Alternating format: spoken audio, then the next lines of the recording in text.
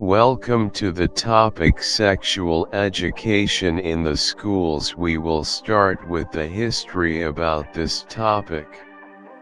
Sexual education was being advocated in schools as early as 1940. By 1983, sexual education was being taught within the context of more comprehensive family life education programs or human growth and development courses. By 1989, 23 states had passed mandates for sexuality education, an additional 23 states strongly encouraged sex education, 33 states mandated AIDS education and 17 additional states recommended. It was highly enforced as the spread of sexually transmitted diseases was high among soldiers during the World War II. Before 1990, the PTA promoted the sex education bill for puberty, as well as the National Association promotes sexuality education as a necessary part of a national education curriculum. Current policy.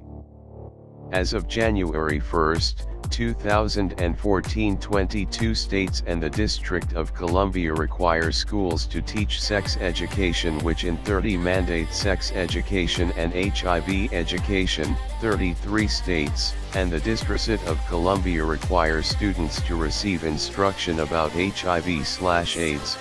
19 states require that if provided, sex education must be medically, factually, or technically accurate.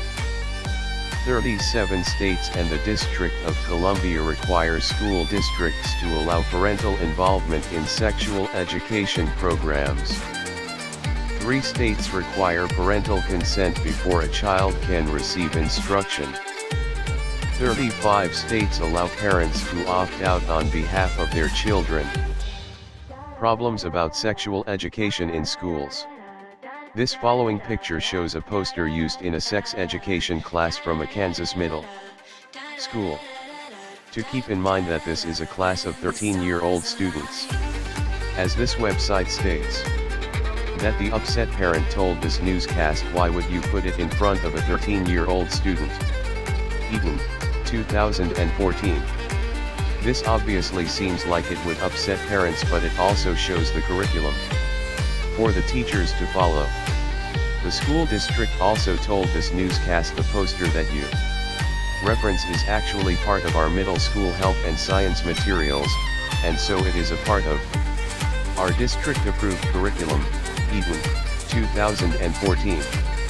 This poster is a perfect example, and that backs up both sides to this argument. Yes, it does anger some of the parents, just like the parent that brought to the public's attention about this poster, but it also back up the school district, which defends itself by explaining that it is part of the curriculum. If parents would be aware of these types of classes, they could react before all this comes to their children's attention. Last year, some parents in New York City were shocked over a school district's curriculum. High school students were supposed to go to stores and write down condom brands and map out a route to the nearest STD and pregnancy clinics. Following numbers, through phone 212/819-9770, 202/265-2405, or through fax 212/819-9776, 202/462-2340. The NCSSE is also another company that supports sexual education. This company is made up of 140 national organizations to bring the most effective form of sex ed to these kids. This company is also partnered with the Abova company of SECUS. NCSSE can be contacted by email through their website. Their phone number is 202/265-2405 and their mailing address is 1012 14th Street Northwest, Washington, D.C. 20005. Many organizations are tied to this big company to make the effort of bringing a better education to the students who will be learning about sex.